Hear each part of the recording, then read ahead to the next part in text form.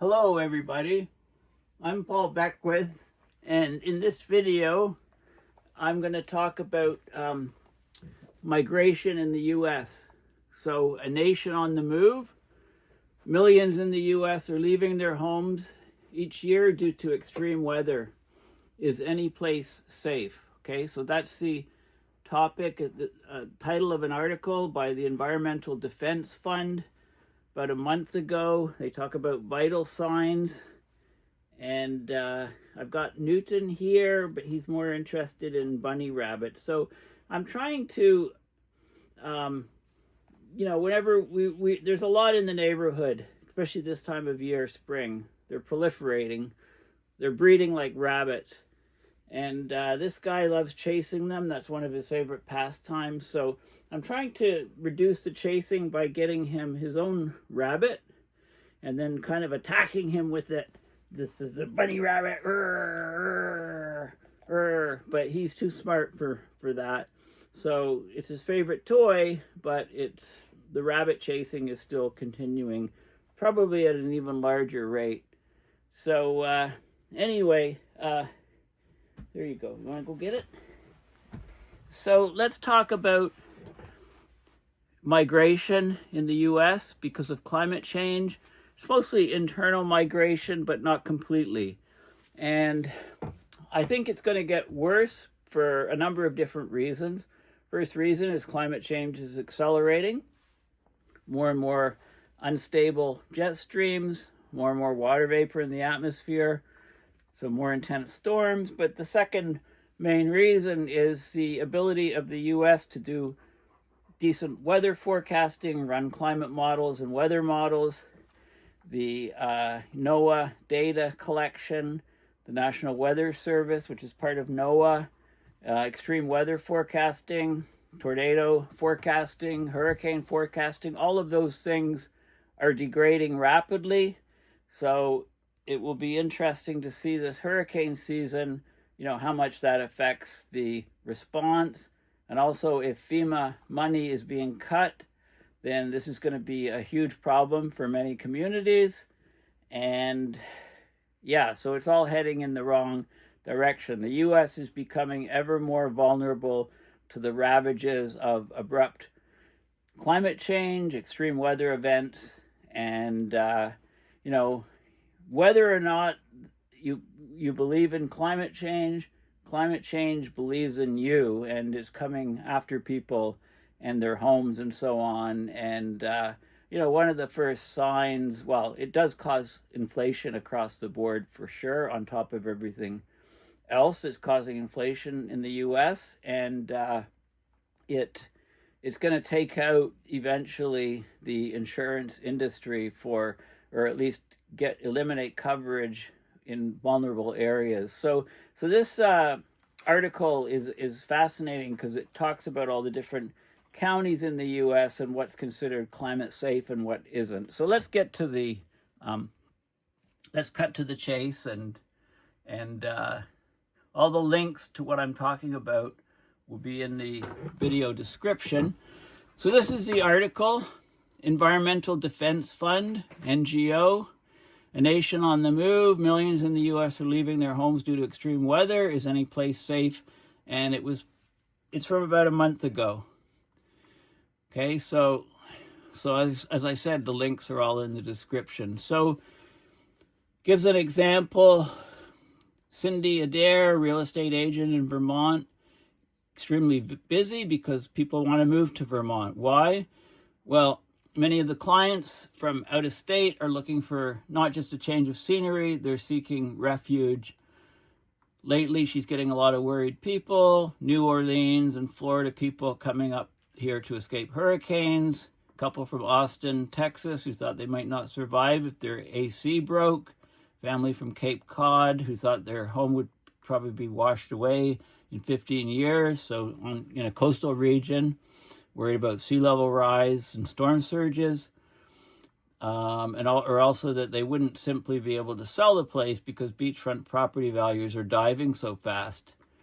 So across the U.S., and which I'm focusing on in this video, but it's not just the U.S., it's around the world, More people are leaving their homes as a warming climate drives more frequent floods, storms, wildfires, and droughts.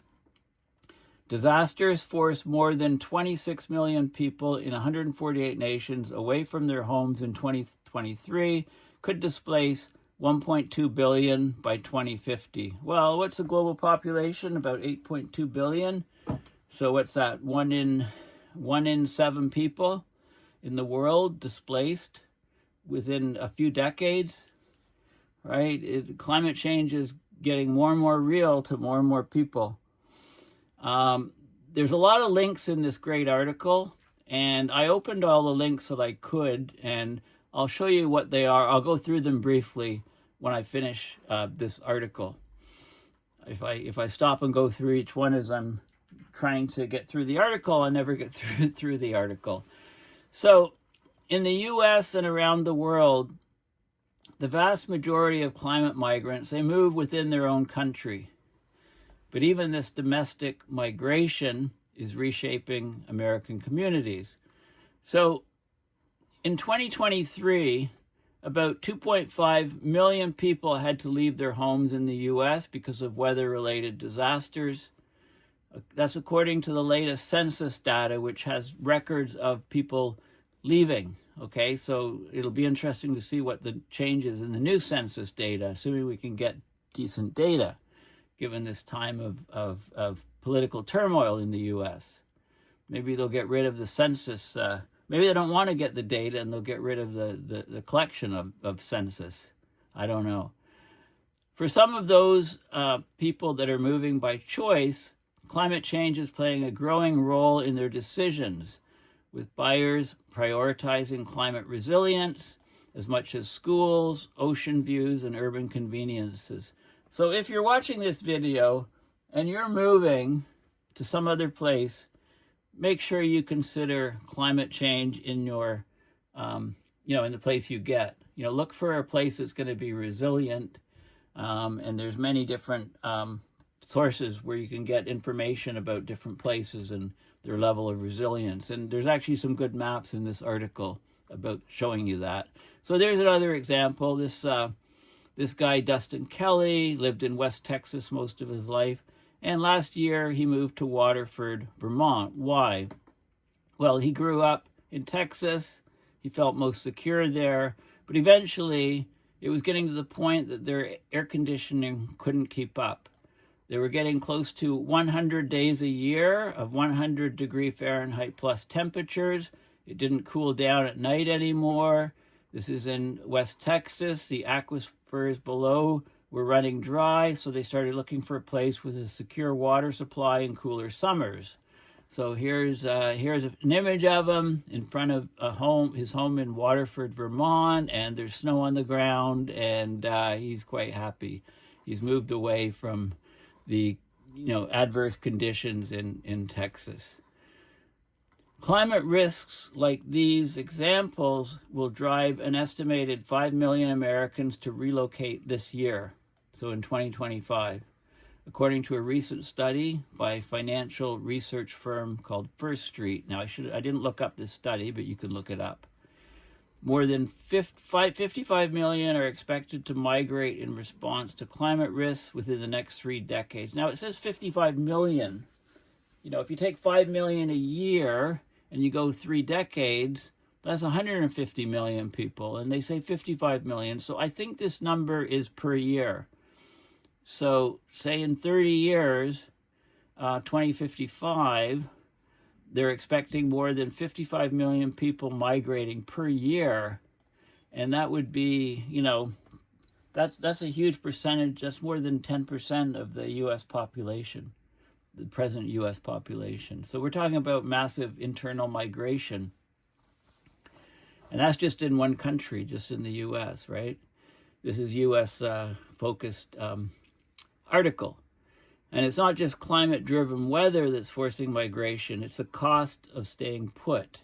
So in 2024, there were 27 weather and climate disasters that resulted in at least $1 billion in damages. Now, I clicked on this link, and I'll tell you right away, this link is broken now. It goes to NOAA the National Oceanographic and Atmospheric Administration. Maybe it's just broken for today.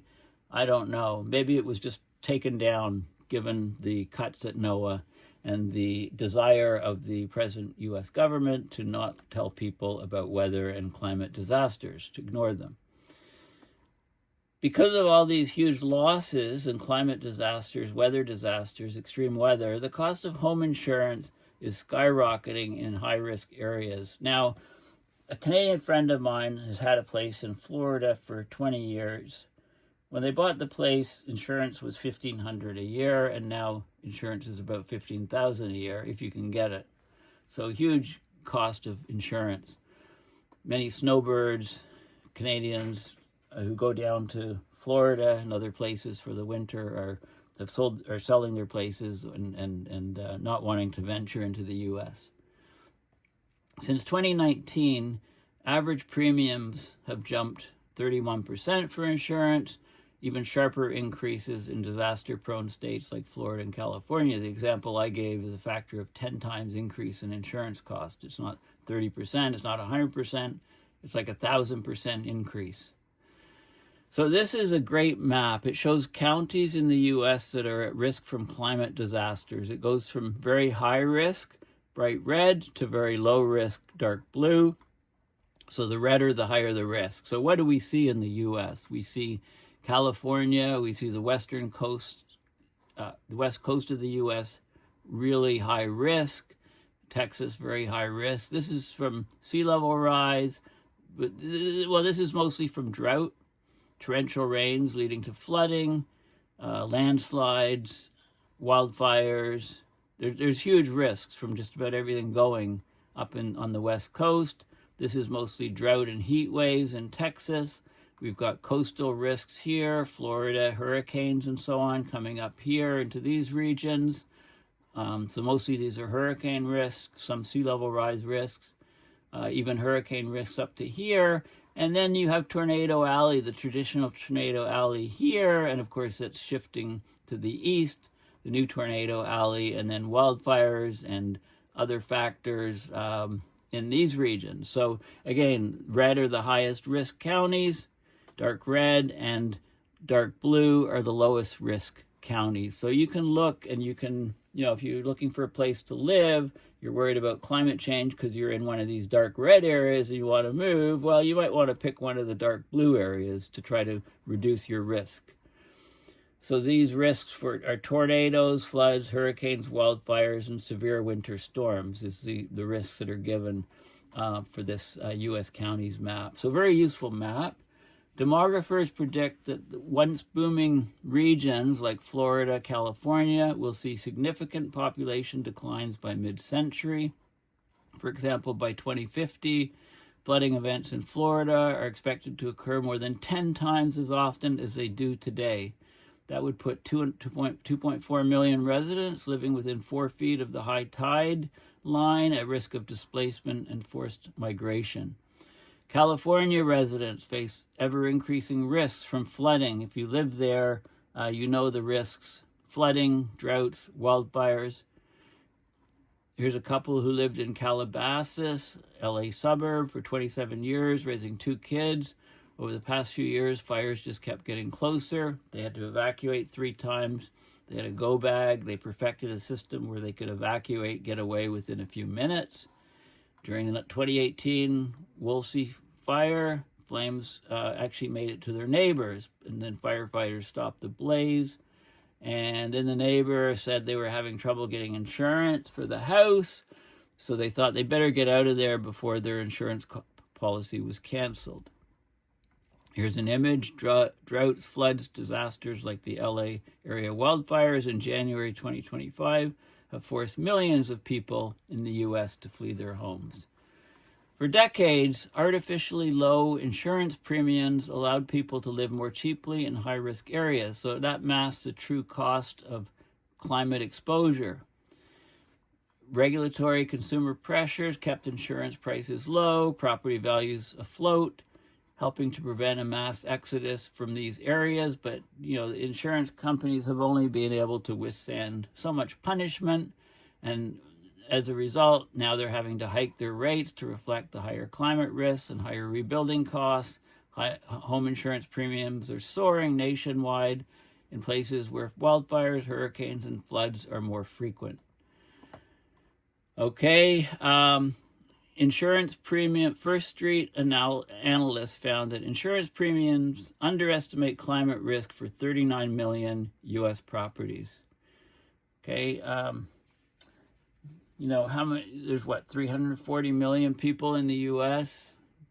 That's over, but you know, a U.S. property has maybe, what, 2.5 people living in the property on average, so that would be, you know, 39 million would be, call it 100 million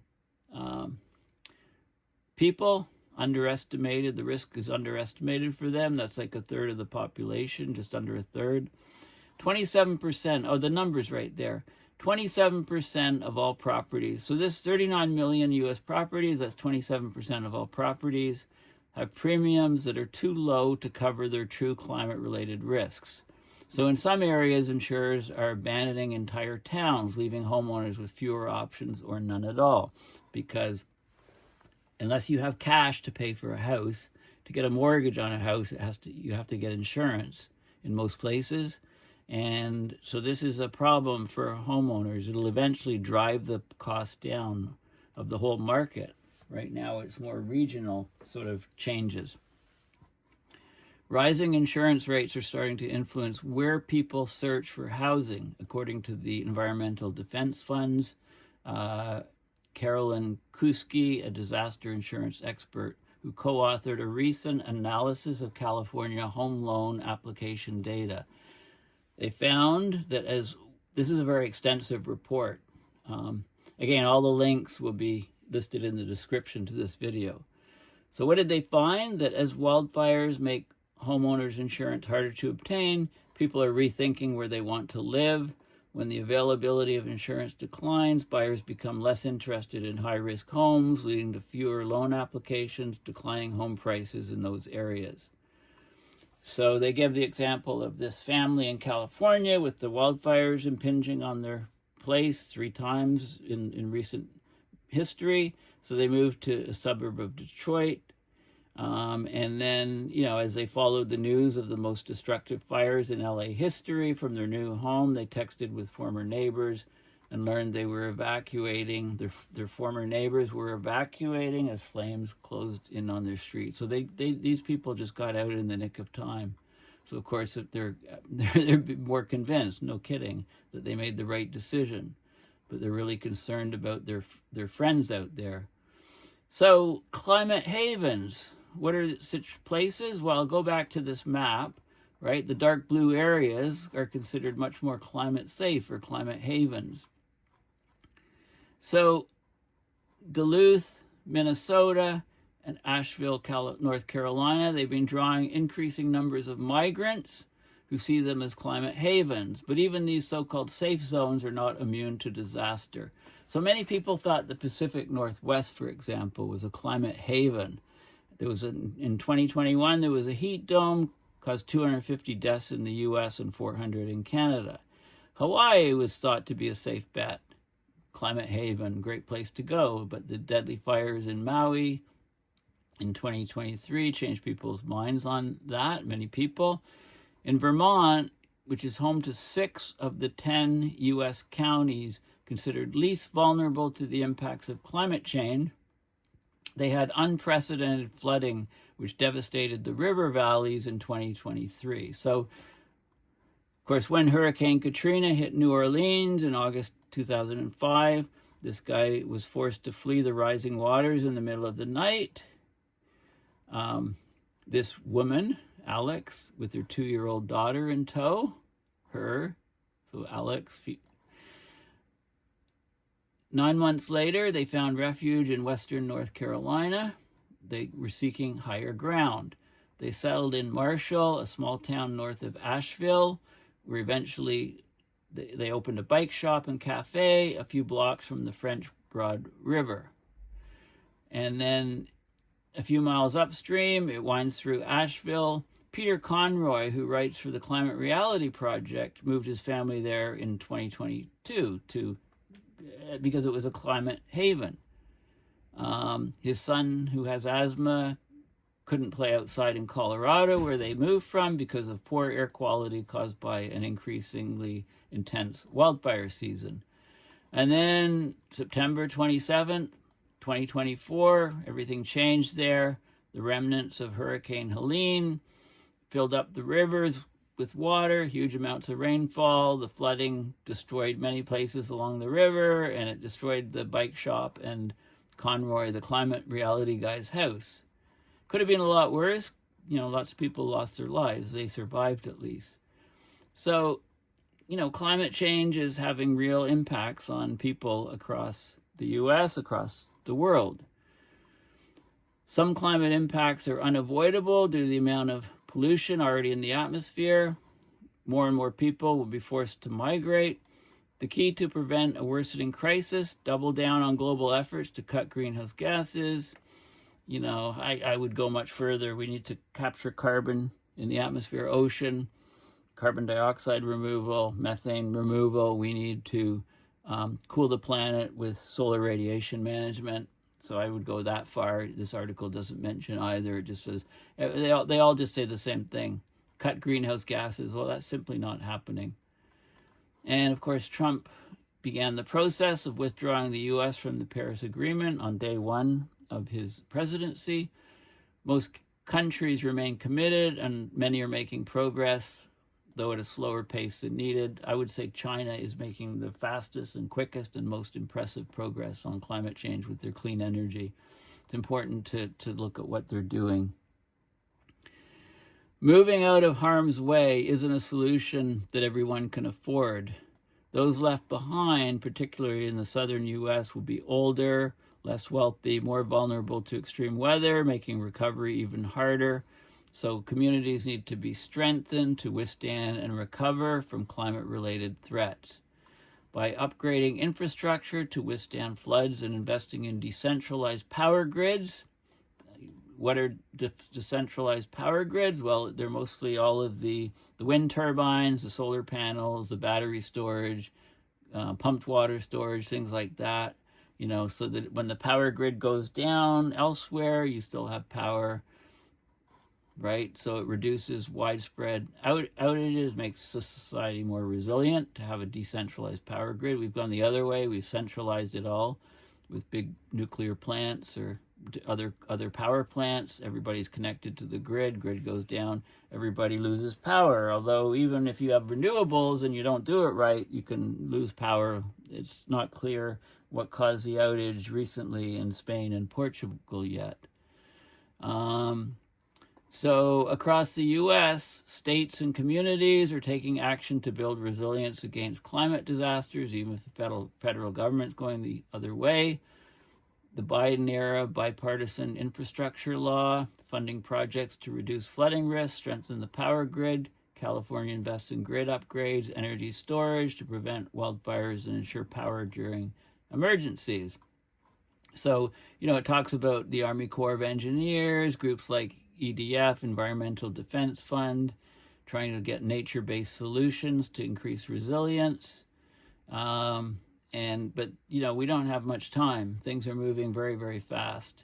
So even Conroy, this is the climate reality guy, he spent much of his career communicating the risks of climate change. He says he didn't realize how quickly and completely a climate disaster could turn his life upside down. Same thing with all of those climate scientists who work at JPL, who lost their homes in the fires just south of Pasadena back in January, just a few months ago. So Conroy says, we looked at the odds, we made what we thought were well-informed decisions, we assumed we'd found a safe place where it wouldn't happen to us, and then it did. Okay, so very interesting article, and so let's have a look at some of the links, but before then, please consider donating at PayPal to support my research and videos. And if you go to Paul Beckwith's store, look at this. You can ignore climate change, but it won't ignore you. All hell's breaking loose, climate mayhem. polar vortex gyrations, what happens in the Arctic doesn't stay in the Arctic, connecting the dots, abrupt climate system change. Hey, this is a new one.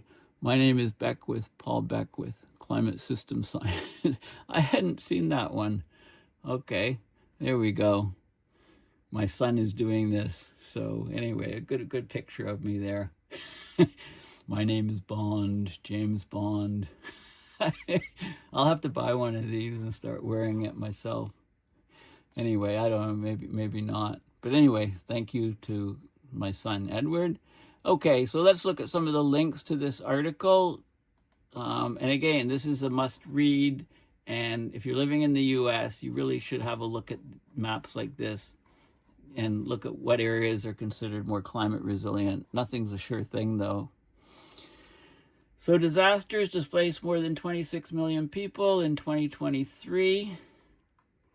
Okay, that's 26 million people in 148 countries had to leave their homes in 2023 because of climate disasters. So weather-related displacements. And that's according to an annual report by the International Displacement Monitoring Center. So it will be interesting to see. This is an article from May of last year. Okay, so it's about a year old. So it'll be there'll be a new annual report. This presumably article came out after the report was put out last year. So there'll be a new one coming up.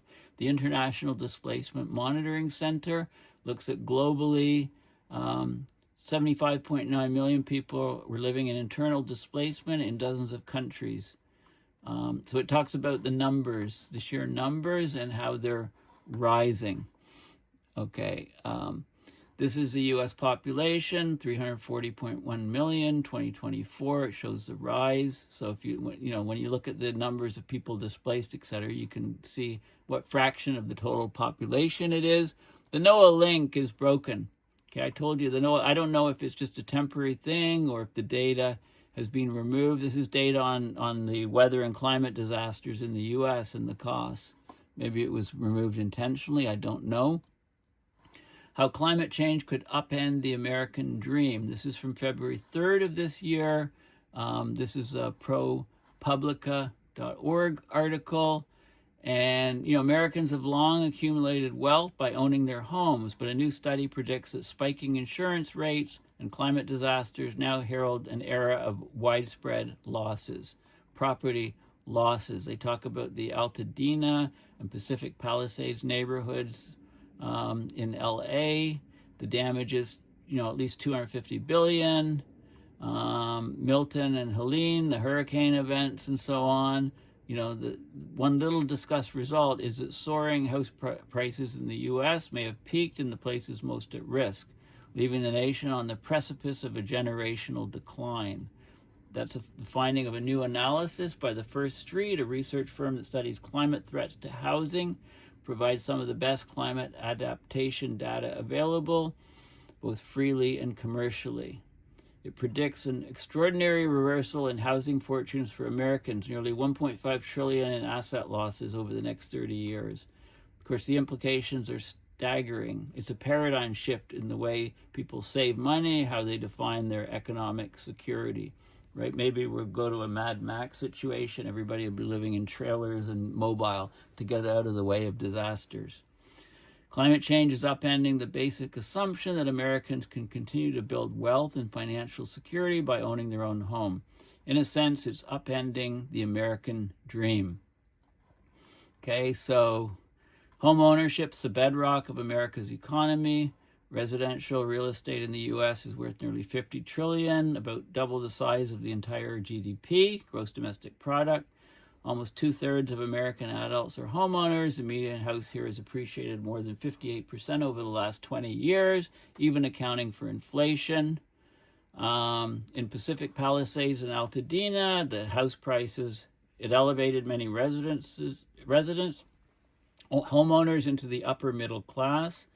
Across the country, homes are the largest asset for most families who hold about 2/3 of their savings in their primary residence. That's an awful lot to lose for individuals, for the nation's economy. And then they talk about the insurance costs, premiums increasing, how they're leaping even higher in risky places, and so on. Okay, so this is all really interesting and important stuff. Okay, again, all these links are in the description. What does a hotter planet mean for wildfires? Okay, this is an Environmental Defense Fund article, and there's another one, how climate change makes hurricanes more destructive, and 5 things you should know about the rising cost of home insurance, right? How climate change is driving up home insurance rates nationwide. Even if you live in a climate-safe place, premiums, insurance companies to stay afloat need to raise rates across the board.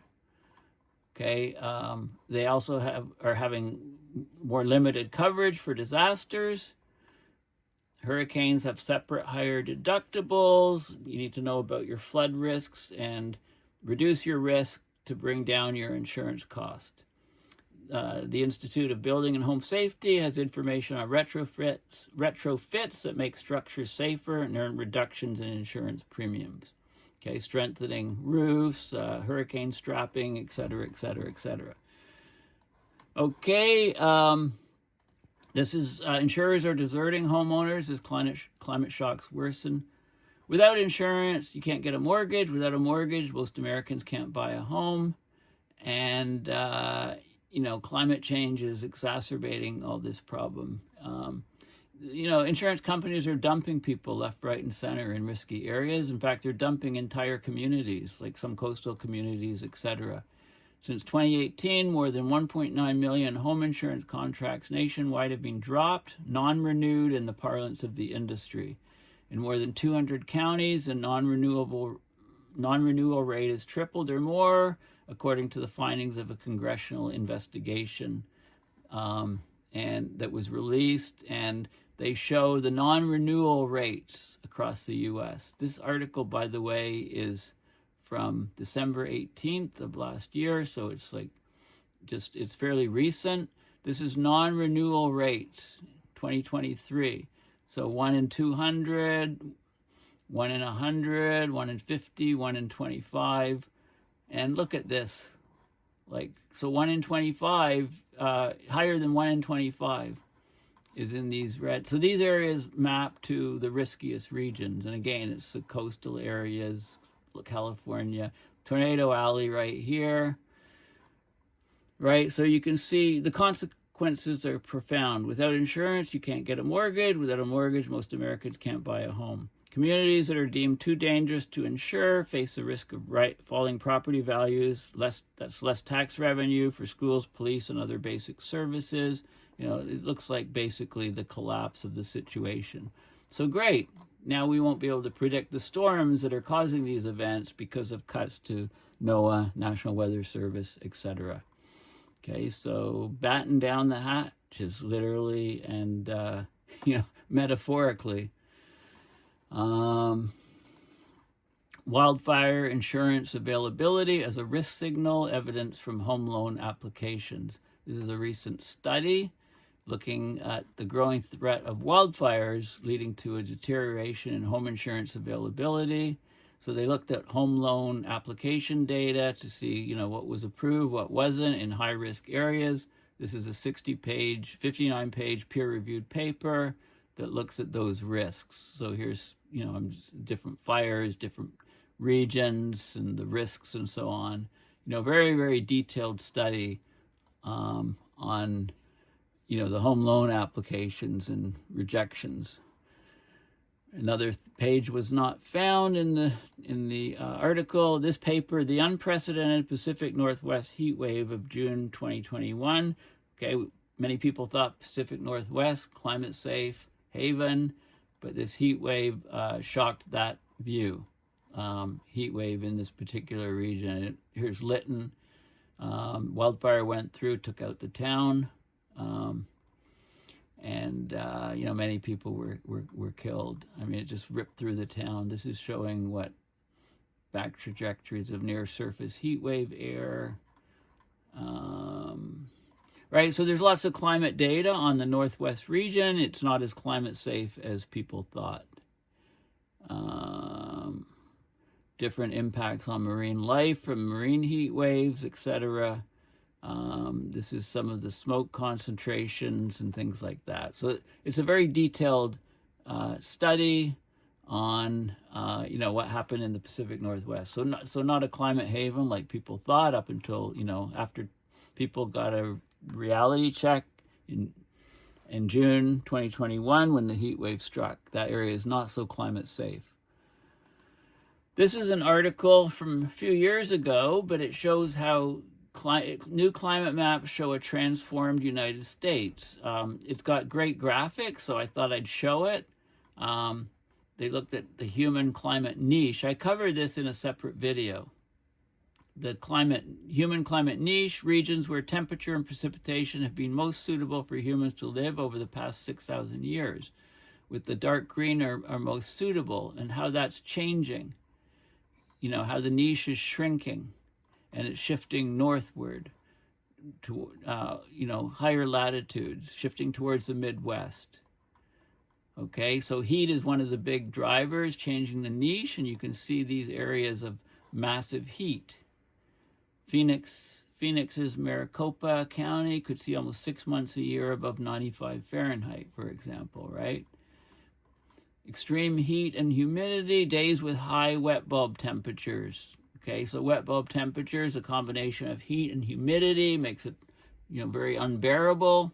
And if it gets too high, you can't be outside, basically. Your body gets overheats, you get heat stroke, heat exhaustion, heat stroke, and then you die if you're outside for like 6 to 8 hours. If wet bulb temperatures are above the human tolerance limit, which turns out to be lower than we thought, it's 100% humidity and 31 Celsius rather than 35 Celsius, 100% humidity.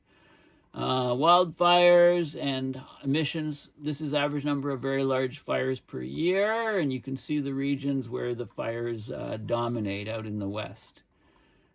Sea level rise just along coastlines. Of course, you're okay from sea level rise if you're in this region, of course. Farm crop yields, well, if you want to be able to eat, this is where the percentage decline in yields, the darker the purple, the worse. Percentage decline in yields, is that true? Yeah, so this is a decline in yields, and these areas actually increase in yields. The decline in yields is negative. That means the yield is increasing up to 20% in these dark green areas. And it's declining the most in these southern areas, mostly from lack of water. Economic damages from climate change, you can see where those are. The greatest climate risk, compounding calamities, things hitting back to back. And they show the different perils. This is showing the number of different, cascading events and the different things and effects and so on. Okay, so there's lots of data there in this article, and I'll just show you a few more. Wildfires, I think I showed you that already, so I'll shut that one. Who will care for Americans left behind by climate migration, right? People left behind are often older, poorer, more vulnerable.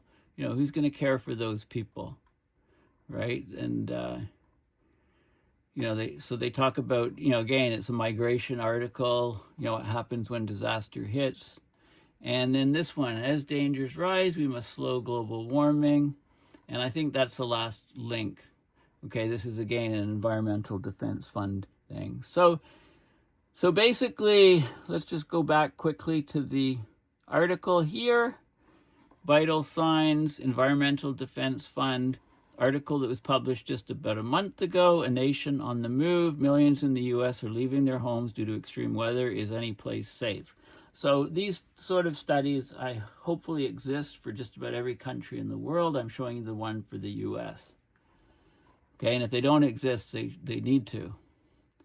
So anyway, yeah, again, all the links are in the description. Please consider donating at PayPal to support my research and videos. And, again, go to googlepauldbeckwithstore.com and make sure you get, this. I have to order one of these myself. Pick a t-shirt or a baseball cap with slogans. So anyway, thank you for listening, and bye for now.